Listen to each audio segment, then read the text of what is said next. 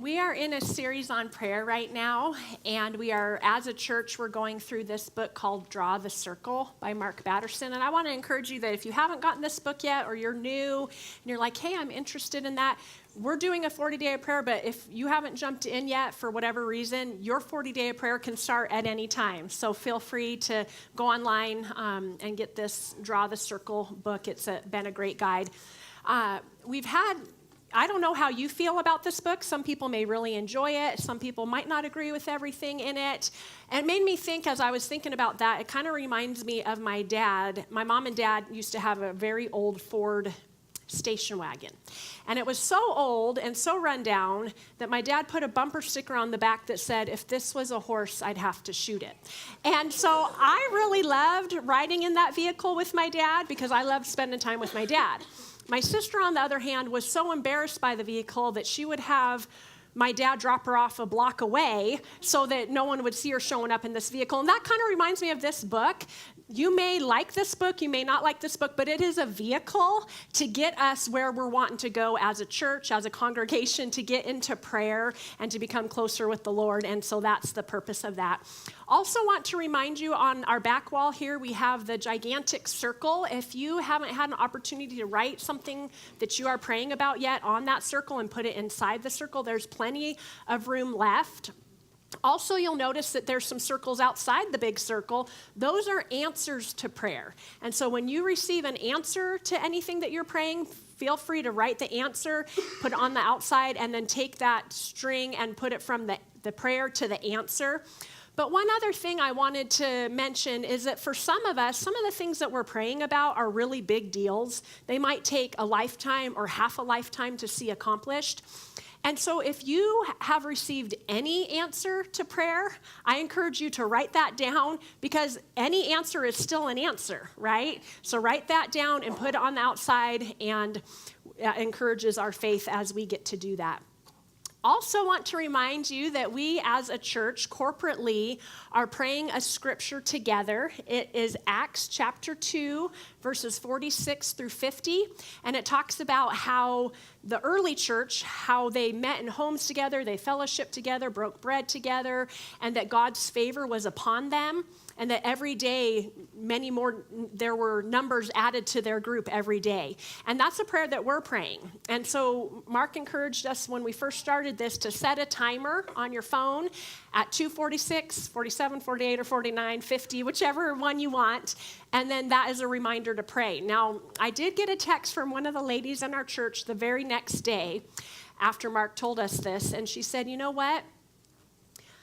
I accidentally set it for a.m. instead of p.m. So I was awake at 2:46 a.m. praying for our church, and I say a.m., p.m., it doesn't matter. Just set yourself a timer, and let's join in prayer corporately for what the Lord wants to do in us and through us as a church. Well, we are reading 5 different chapters out of this book every week. And this week, one of the chapters that we read was called Double Circle. And what that had to do was, a circle is about prayer. A double circle is when we add fasting to prayer. And so that's what I am tasked with sharing today. And it's something that's kind of personal to my own heart and life, because this is a spiritual discipline. Fasting is a spiritual discipline, but it's been one that has been very challenging for me over the years. And so that's why I knew the Lord wanted me to share, because I need some challenge and some instruction and some encouragement in it. And maybe you're like me and need some of that too. I want to just mention that this is more of a teaching than a preaching. There's a lot of facts and things, and that's why you were handed one of those handouts when you walked in with all of the information. So if you didn't get one of those handouts and would like one, go ahead and raise your hand, and we'll have our ushers pass one out. Right here. Okay. Mark, could you help me, please? Thank you. Mark gets to be an usher today. Awesome. Okay. So we're going to be talking about fasting, what it is, why we do it, and how we do it. Let's start with what fasting is. Fasting is a predetermined amount of time set aside to refrain from one thing in order to pray and seek God. Now, typically, fasting has to do with refraining from food, but there are other things that you can do as well. You could refrain from music, TV, social media, certain types of drink, or even certain types of food, such as sweets. And it's important to note that in the vast majority of the biblical examples, fasting is joined with prayer. And if it isn't specifically mentioned, then it is implied that fasting and prayer go together. And you can often hear the phrase fasting and prayer, prayer and fasting. They're two things that go together, kind of like peanut butter and jelly, or a wink and a smile, or Mark and Kate. They just go together, right? As I was studying for this teaching, one of the quotes that I came across that I thought was very helpful is from Jack Hayford, and it says this: fasting and prayer go together. Fasting without prayer is simply going without food. It's not foodlessness, but prayer seeking God that makes fasting powerful. And in the Bible, there's both Old Testament examples of fasting, and there's also New Testament examples of fasting. It's a spiritual discipline that Jesus expects his followers to do. And you'll remember in Jesus' Sermon on the Mount, Matthew chapter 5, through chapter 7, Jesus sits down with his disciples and with a big crowd of people, and then he begins to teach and tell his disciples, the crowds of people, different things. That's where we find the Lord's Prayer in Matthew chapter 6. But it's interesting to note that if you look at Matthew chapter 6, Jesus does expect that we will fast, because in verse 2, it says, so when you give. In verse 5, it says, and when you pray. And then in verse 15, it doesn't say if you fast, it says when you fast. So this is something that Jesus encourages us as his followers to do. Before we talk about why we fast, I think it's important to note some reasons why we may not fast. Sometimes we have to have an understanding of why don't we do something before we jump into why we do it. And the first reason why we don't fast is simply because of a lack of knowledge or teaching about it. And I want to just do a quick little survey and ask, how many people in this room have ever heard a message about fasting, a sermon in church, for example? Raise your hand. Okay, a little bit more than the last time, but still I'd say only about half of us, about 50% of us have heard a message on fasting. So that means that the rest of us, the other 50% of us, we have not. And so we don't know what we don't know. So the first reason why we don't fast is because we haven't addressed it, we haven't talked about it, we have a lack of knowledge about it. Another reason why people don't fast is because of fear. Fear of the unknown, fear of going without food, fear of discomfort that comes when we choose to go without food, or maybe the fear of not being able to stick with fasting. I want to just say, though, that fear is often something that the devil uses to keep us from pressing in to God and from growing in our faith. And by the way, that's not just with fasting, it's with anything. And fear is a liar because the devil is a liar. And the truth of the matter is that fasting is the perfect opportunity to face your fears and rely on God's strength as you press into more of him and less of you. And you do that through fasting. And how many also know the Bible tells us that when we are weak, God is strong. And so in our weakness through fasting, that's an opportunity for God's strength to come in and make us strong. Now, the third reason that sometimes people don't fast is simply called rebellion. And I almost didn't put this in here because that's a very, very strong word, isn't it? When someone says rebellion, you're thinking, whoa, that's some pretty strong stuff there. But then I thought about my own life and my own experience with fasting, and that's why I can put rebellion in here. Because I have experienced that before, where I knew what was right to do, and I just downright didn't want to do it. I want to give you an example of that. When Mark and I were fresh out of Bible college, I think he was 23 and I was 22, the place where we served first was in Colorado Springs. And we went to serve with an older pastor. He was older than our parents at the time. He was, now looking back at it, probably about Mark's and my age now, but at that point he seemed very, very old, okay? And he was very godly. And he was very disciplined in spiritual disciplines. He was very disciplined. So he told us that part of the requirement to be on staff at that church was that every Wednesday for breakfast and lunch, we would fast. Now, something just rose up within me that was like, you know what? You're not going to be telling me to fast. And really, let me say, part of my message here talks about that fasting really is a heart issue between you and God. And so I personally, not to say that our pastor did anything wrong, but I personally don't force other people to fast because that's just something between you and God. I am, however, going to give you the opportunity to join us in a fast that we are doing this week. But it's between you and God, right? So anyhow, at first, I just plain didn't do it because I was like, nah, I'm not going to do it. I didn't want to do it. Then I had the excuse because I was pregnant for 9 months that I didn't have to fast because of that. Well, then the Lord slowly began working on my heart, and eventually I did start fasting. It wasn't with the greatest attitude, but I did start fasting.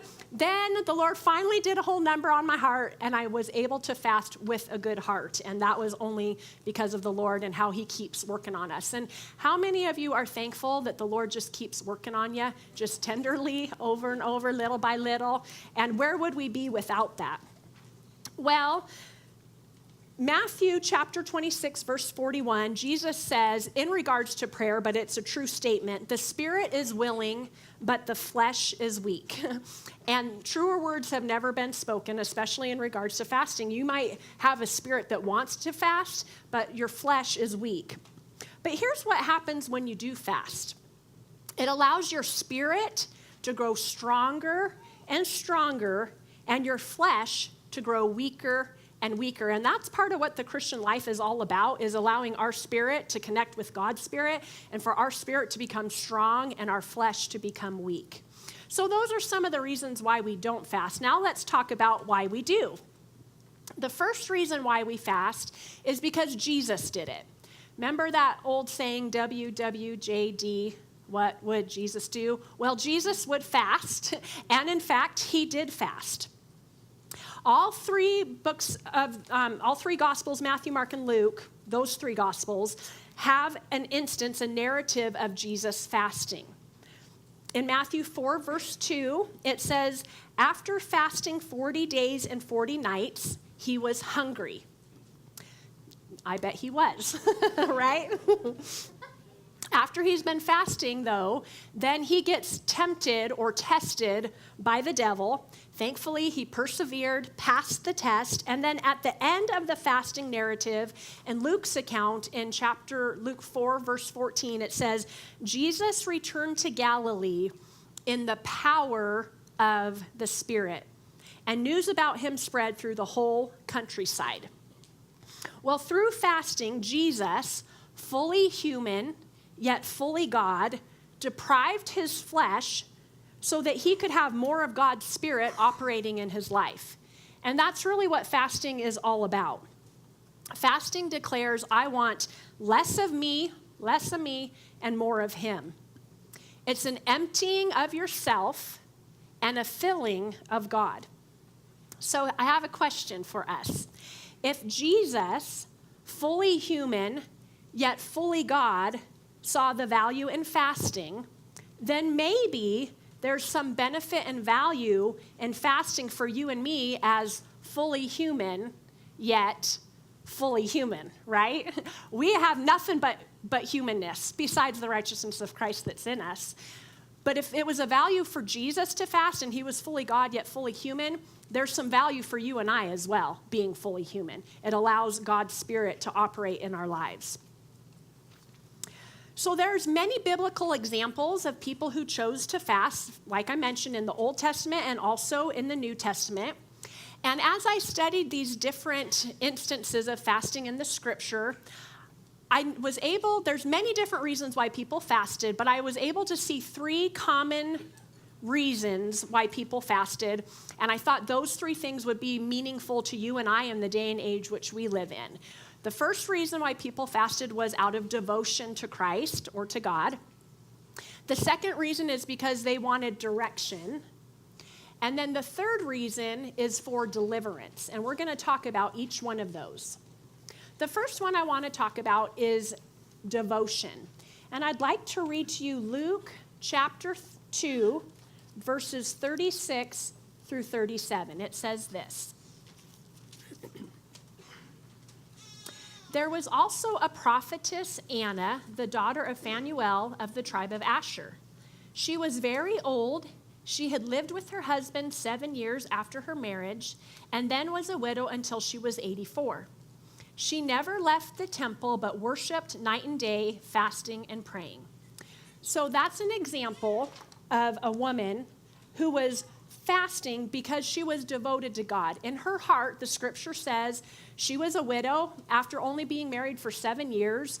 The rest of her life, the 84 minus 7, whatever that is, maybe 77, I'm not sure. For those years, no, she wasn't married from birth. So math and me do not agree, but you get the picture. She was married for 7 years, and then she was 84 at this time and was a widow. And she had decided, you know what? God's going to be my husband. And she went to the temple all the time. She worshiped him there, and she fasted and prayed. And that's how she showed her devotion to God, was to fast and to pray. And that makes me think of a scripture found in Romans chapter 12, verses 1 and 2, about worship. It says this out of the New Living Translation. And so, dear brothers and sisters, I plead with you to give your bodies to God because of all he has done for you. Let them be a living and holy sacrifice, the kind he will find acceptable. This is truly the way to worship him. Don't copy the behavior and customs of this world, but let God transform you into a new person by changing the way you think. Then you will learn to know God's will for you, which is good and pleasing and perfect. Fasting is a really beautiful way for us to offer our bodies to God. And when we do that, it allows us to be less and him to be more. And when that happens, that begins to transform us, just like this scripture says. When there's less of us and more of him, it transforms the way we think, which in turn changes the way that we act. Because how many know when we think something, that's the first step to attitude and then action. And so fasting is a beautiful way for us to have God's will in our life and for us to offer our bodies to him. Well, Anna's heart was fully devoted to God, and so she fasted. But likewise, I have an example of a fast that is appropriate, totally appropriate, when your heart is not fully devoted to God and you want to get him back in his rightful place of Lord of your life and as your first love. And this was the case for the Israelites in 1 Samuel chapter 7, verses 3 through 6. I'd like to read that to you. And Samuel said to the whole house of Israel, if you are returning to the Lord with all your hearts, then rid yourselves of the foreign gods and the Ashtoreths and commit yourself to the Lord and serve him only. And he will deliver you out of the hand of the Philistines. So the Israelites put away their Baals and Ashtoreths and served the Lord only. Then Samuel said, assemble all Israel at Mizpah, and I will intercede with the Lord for you. Then when they had assembled at Mizpah, they drew water and poured it out before the Lord. On that day they fasted, and there they confessed, we have sinned against the Lord. And Samuel was leader of Israel at Mizpah. So there's another example. Maybe you find yourself in a situation where your heart isn't fully dedicated to the Lord. It isn't fully devoted to the Lord. A fast is a surefire way to get him back in his rightful place, God first, and then us under him. First of all, we fast out of devotion to the Lord. Second of all, we fast for direction. When you are trying to seek God's direction, his wisdom, or his insight. And when we do that, what we're saying is, Lord, we need more of you. More of your wisdom, more of your counsel, less of us and more of you. Have you ever found yourself in a situation where you really just did not know what to do? You needed some direction from God. I think most of us have found ourselves in that place. And there's some biblical examples of this as well, and the ones I'm sharing are from the Old Testament. The first one that I would like to share with you is out of the book of Daniel. And if you'll remember Daniel, most of us remember him as Daniel in the lion's den. But Daniel was a man who heard from God.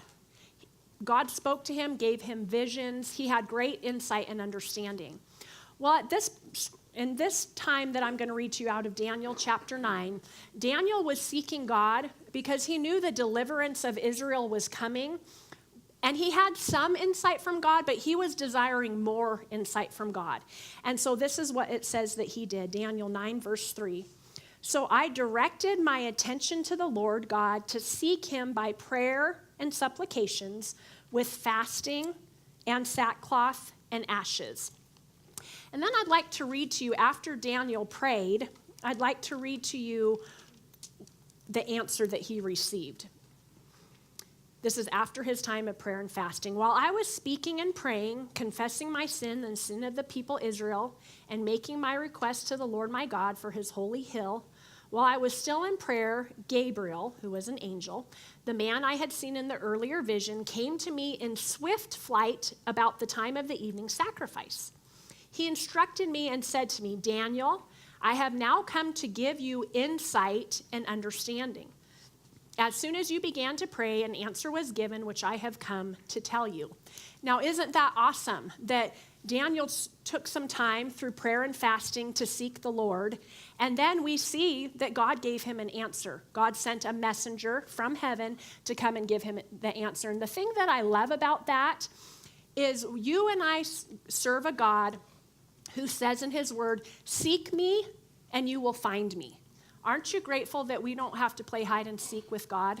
That's not the kind of God that we serve. That's not the God that we serve. God says, seek me and you will find me. So when we take time to fast and to ask the Lord for direction, we can be sure that he will show us. Now, it might not come right away, but it will come. And as we seek him, we will find him. So that's the first example. The second example I want to share with you is a few years later, about 82 years later, after Daniel had received that vision and was in prayer about the people being released from captivity and going back to Jerusalem, there was another man named Ezra. And some of the people had already gone back to Jerusalem, but a lot of the families were still in Jerusalem. And God gave Ezra the real big responsibility of taking the families from from Babylon back to Jerusalem. It was a 900-mile journey on foot. Can you imagine that? Can you imagine if one day the Lord woke you up and said, I want you to take all of Cheney Face Center on a journey by foot somewhere wherever 900 miles would be, okay? That was a pretty big responsibility that God had given Ezra to do. And I love what Ezra's response was. You'll see this in Ezra chapter 8, verses 21 and 23. He says, Then I proclaimed a fast there at the river of Ahava, that we might humble ourselves before our God, to seek from him the right way for us and our little ones and all our possessions. So we fasted and entreated our God for this, and he answered our prayer. Isn't that a sweet and tender example of fasting? Ezra was fasting on behalf of the precious little ones that God had put under his charge. He was fasting for direction, certainly actual direction. How do I get back to Jerusalem?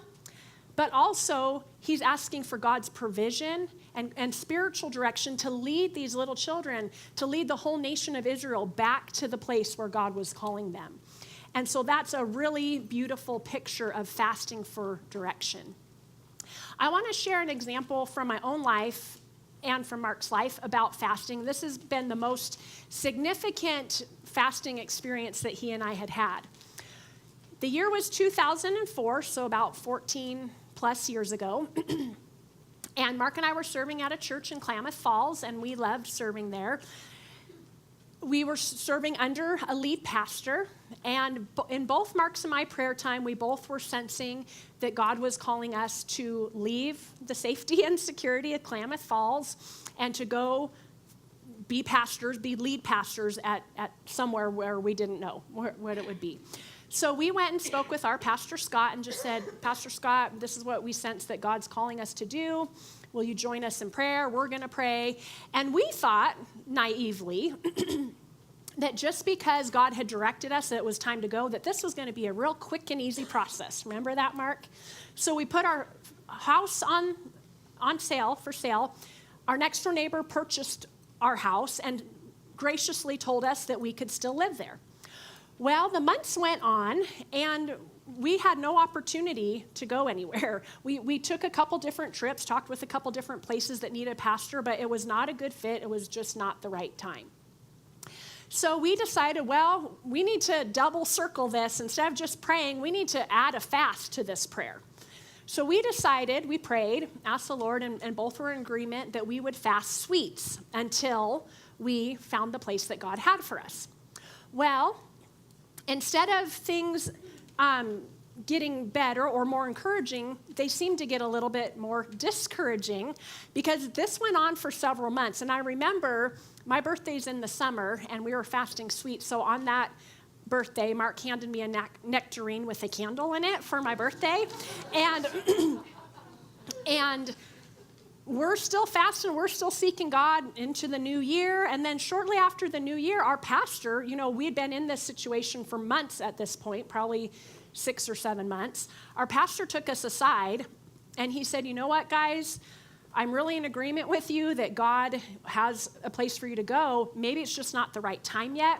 He said, and unfortunately, you're going to have to either commit to being here for another 2 or 3 years, or I'm going to have to let you go after Easter because we as a church just kind of need to keep moving forward in the vision God gave us. And Mark and I were, even though that was hard to hear, we were in total support of that because we understood it, okay? Well, we kept fasting. That was at the beginning of the year. We kept fasting, and instead of things getting better, we had another thing happen to us. Our landlord came to us and said, I've been letting you live here, renting this house, but if you're not out, you're going to have to be out by the 1st of April because my kid or something is going to move into this house. So we're like, okay, we're getting all the signs that we're supposed to go somewhere, but where are we supposed to go? And so we continued to fast. We continued to pray. And that's right around the time, it was in March, I believe, that we heard about this little town outside of, we didn't know if it was Spokane, Washington. We didn't know if the town was called Cheney or Cheney. We didn't know, but we heard about this little church, Cheney Faith Center, that needed a pastor. So we thought maybe this is what we've been waiting for. Well, it was. We came here. Mark and I had both real agreement and unity that this is where God had for us. So we went back, said goodbye to everyone in Klamath Falls, and moved here about 3.5 weeks later. So all of that preparation that we had been doing wasn't in vain. And also, obviously, the Lord was pointing out the path for us to go on. But he had a lot to do because we didn't even know Cheney, Washington. And so he worked to get us in the place where we needed to be so that we could move in the direction that he had for us.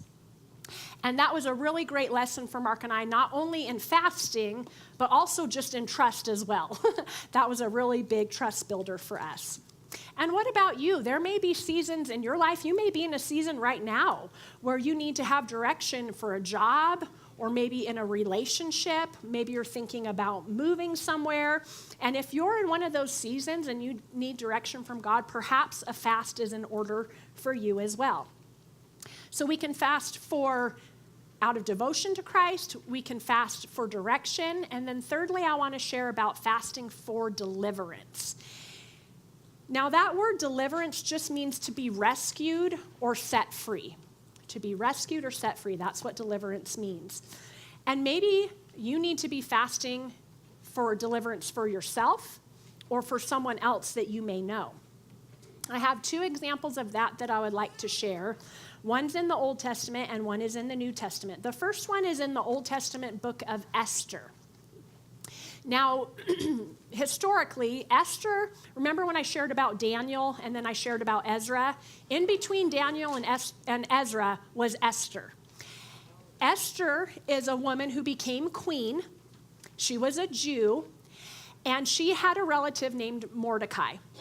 Well, there was a man named Haman who was the enemy of Mordecai. And Haman decided, I'm not going to just be the enemy of Mordecai, I'm going to be the enemy of all of the Jewish people.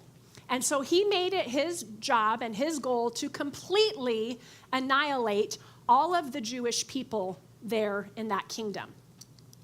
And I want to read to you what happened. So Mordecai goes to Esther, and he says, I need your help here. And this is what he says, and then what she replies, Esther chapter 4, verses 14 through 16.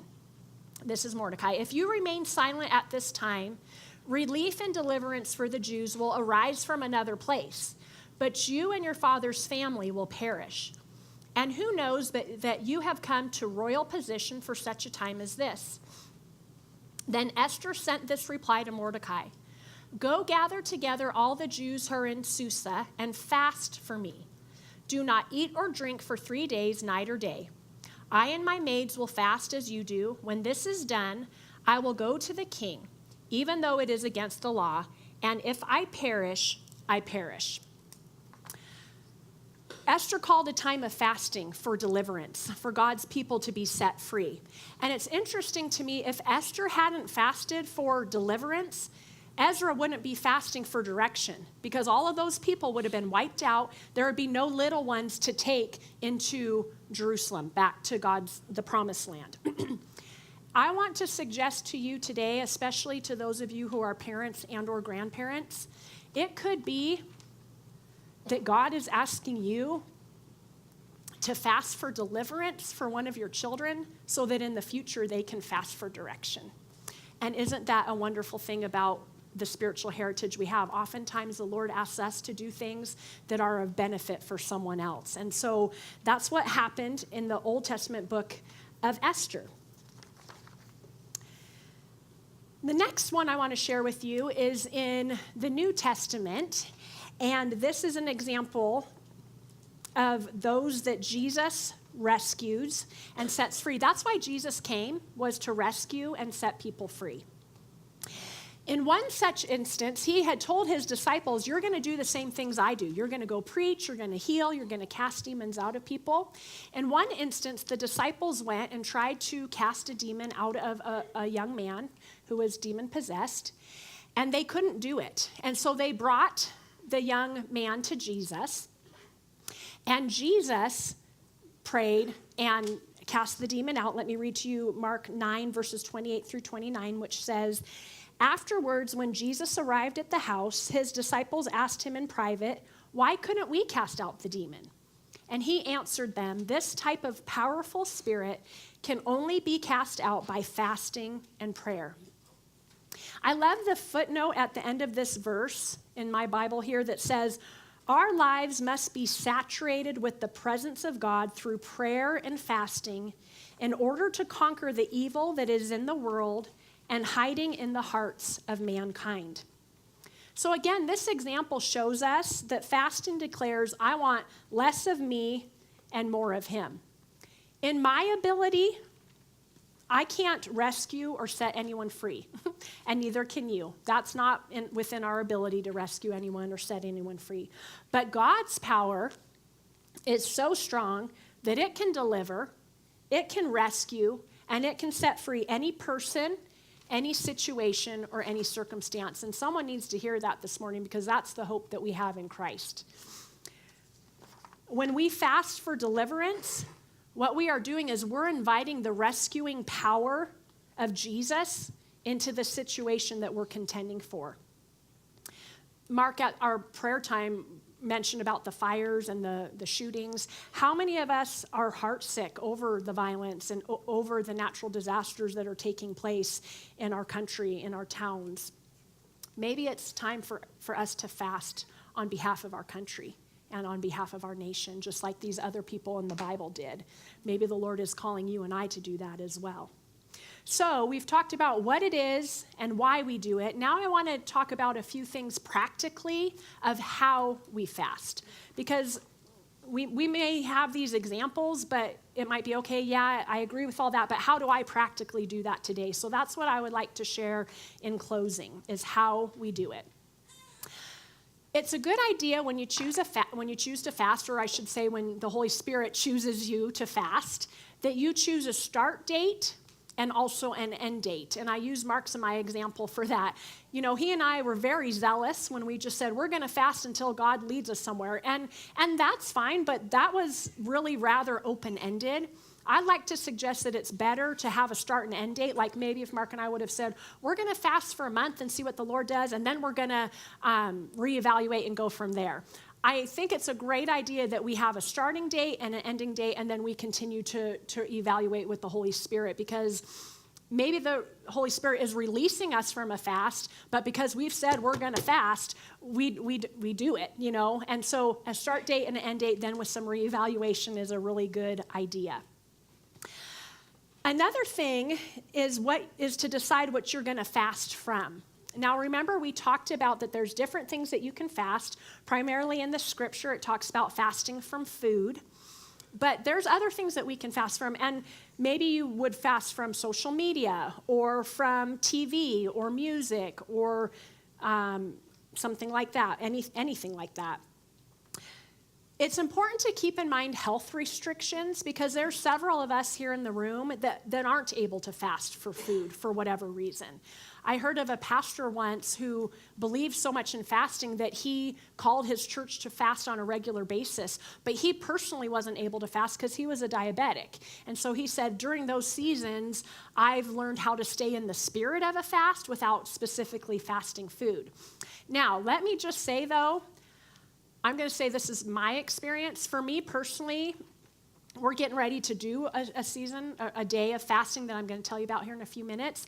For me personally, I don't have any health restrictions except for that I like to eat. And so I know for me it would be a cop-out for me to say, oh, I'm just going to choose to fast from Facebook instead of food. For me, that's a cop-out. I'm not saying that's a cop-out for you, but I am challenging you that if you are able, I'd like to challenge you, if this is what the Lord leads you in, a fast of food might be a good idea, especially if you've never done it before. It's just an awesome thing. But really, you have to decide, and because it's between you and Jesus, it's up to you what you're going to fast, okay? And then once you decide what you are going to fast, then the next step is to decide what you are going to fast for. I gave a few examples. You could fast because you need some direction. Fast because of deliverance for you or a loved one. Fast out of devotion, or because you have recognized that you need to get your heart back right with God, where He's first place in your life. But there's many other things that you could fast as well. As many as different people are in here are as many different things that you could fast for. And that's the beauty of it being between us and the Lord. Any area that you feel led where you're saying there needs to be less of me in this situation and more of God. After you've decided what to fast from and what to fast for, then the next step is to just dedicate your time to the Lord, and really dedicating your life to the Lord. Just saying, it's a simple prayer that just says, Jesus, I'm going to fast from food in order to fast and pray for deliverance in this circumstance. And I'm dedicating myself to you during this time. I'm dedicating myself to you, and I'm dedicating this time to you. I'm inviting you to come and speak to me. I'm asking you to give me strength so that I can continue in what you've called me to through this fast. And then unless you are doing a complete fast, which is no liquid, no water or food, my recommendation is that you do drink plenty of water. That will help you to stay hydrated while you're fasting. But also let's remember that fasting without prayer, like I said before, is just foodlessness. Fasting without prayer is just Facebooklessness. It's not what we're giving up that's as powerful as what we're doing during that time. And prayer and fasting go together. So I have just a couple examples for you of what you can do to remind yourself to pray. The first one is to just set a timer on your phone for 59 minutes, and then when it goes off, you pray. Then you press start again, and when it goes off again, you pray. Another idea would be to make a phone date with a prayer partner, and during your lunch hour, you call each other and you pray over the phone together. When we are doing the corporate fast, we're going to have the church here open.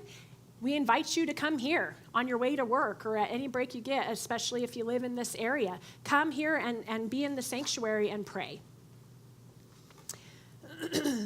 And whether you're choosing to give up food or not, at meal times, I encourage you to feast on God's word.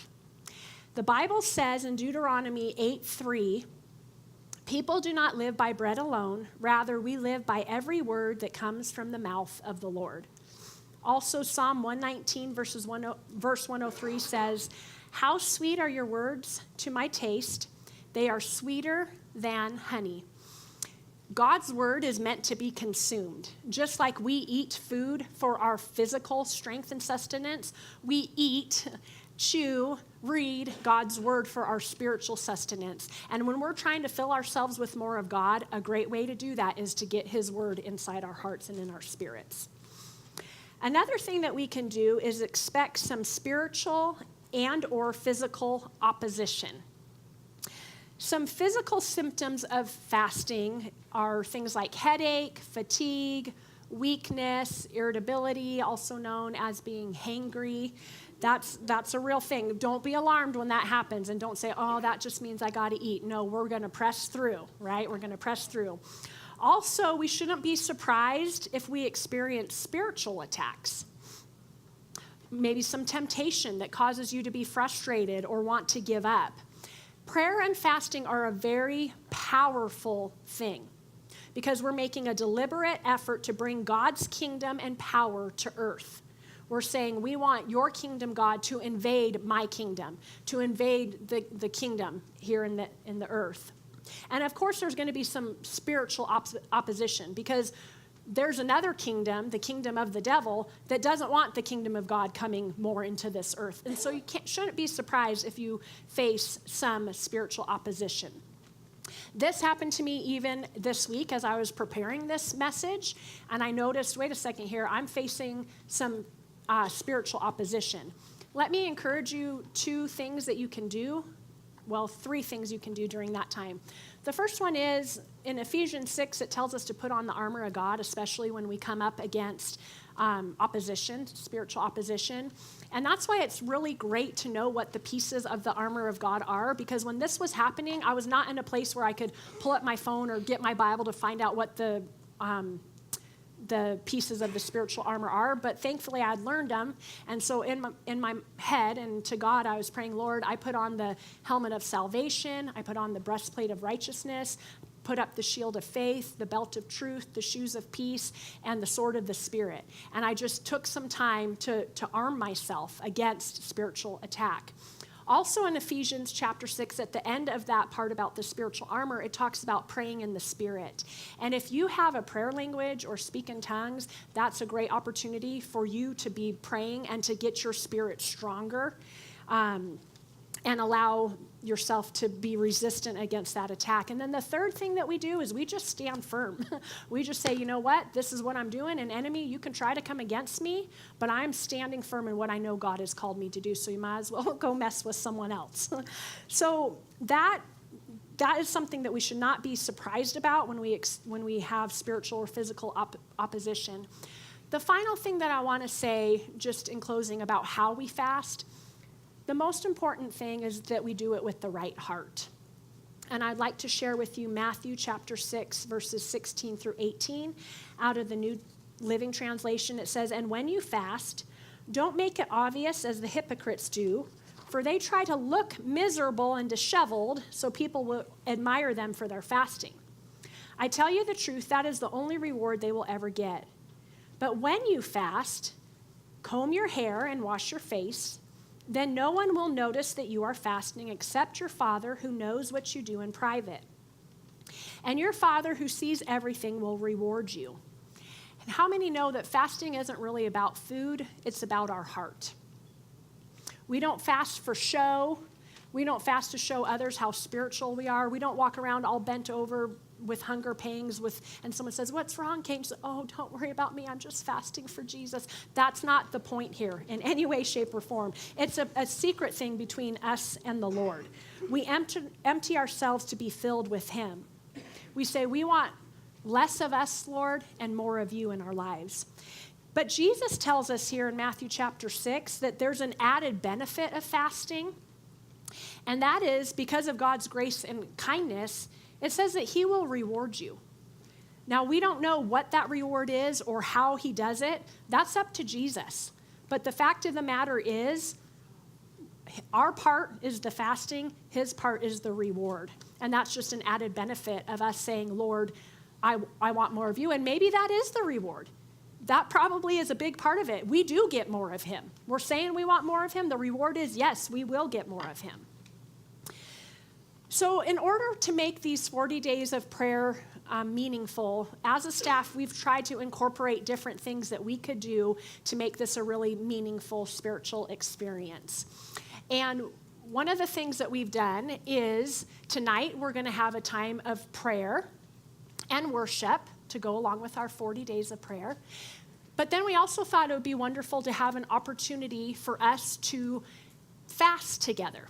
So we are having a corporate fast. And again, just because I'm saying we're doing this, please don't just say, well, someone's telling me I have to do this, so I'm not going to do it. Please just check your heart with the Lord and what he would have you to do if he wants you to be a part of this or not. But what we're going to do is from Monday night at dinner time through Tuesday night before dinner time, so about 24 hours there, maybe 5 to 5 or whatever, we are calling a corporate time of fasting. And we're saying that we as a staff, we're going to be fasting. And we invite you to join us. If you would like to fast, or maybe you wouldn't like to, but maybe your sense in the Lord is calling you to, and let me tell you how you would know. If there's something going on in your heart right now that is just maybe a little uncomfortable or like is resonating with what God's word is speaking, then that's probably a good sign for you that God is calling you to be a part of this fast. And so seek him, ask him what he would have you to do, and then feel free to join us. The sanctuary is going to be open here between 7 a.m. to 5 p.m. We'd love to have you come in and pray, grab a friend or a prayer partner or whatever if you're in this area, and come and join us for a fast. That's what God is calling us to do. And it's really awesome. This could be a really powerful week for us. We're starting our week here in church. And then those of us who come back, we have another opportunity tonight for a time of worship and prayer. And then right after that, we have an opportunity for fasting and prayer. That's a really, really powerful opportunities all in one week. And what would happen if we said yes to Jesus in these areas? If we let more of God's Spirit in and had less of our flesh? I'll tell you what will happen. There will be some breakthroughs in our own personal life and our relationship with Jesus, but also in our marriages, in our families, in our community, our church, our nation, and to the ends of the earth, depending on whatever the Lord is calling us to. So would you please bow your head as we pray?